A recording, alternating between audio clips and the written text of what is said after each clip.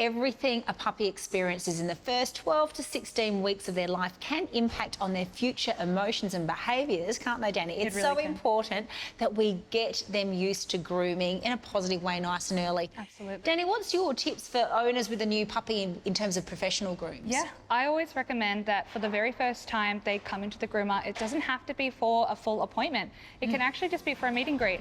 And I think that's so valuable because it teaches the dog that I'm not just a person who grooms them all the time. I can be fun, I can be exciting, and I can give treats.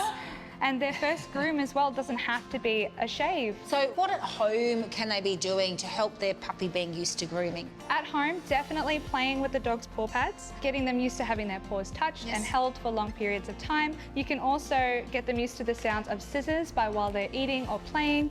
Lightly sound the scissors around. Good boy, it's a man. And then also getting their face used to being touched for when I have to do like eye trims and stuff like that.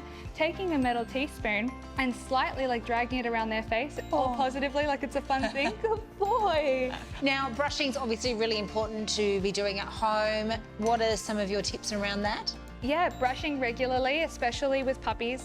Their puppy coats are going to be so much more easier to maintain, so getting in the habit while they're young is so important. Okay, now a lot of owners, particularly with their Oodles, they love them all fluffy and think, oh, isn't it lovely? And they're quite scared. I hear some of them say they're worried about getting them cut for the first time. Yeah, especially for the Cavoodles and the Oodle breeds. Their puppy coat grows anyway.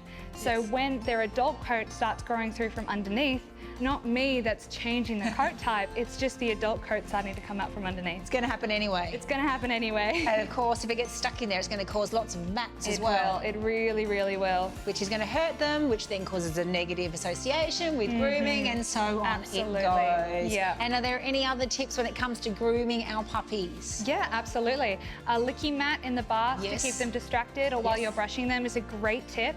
Using stuff like a conditioning spray really, really helps. Good quality brushes, and instead of over washing them as well, you can use bamboo wipes in between to make it a bit easier, especially if they get their paws a little dirty.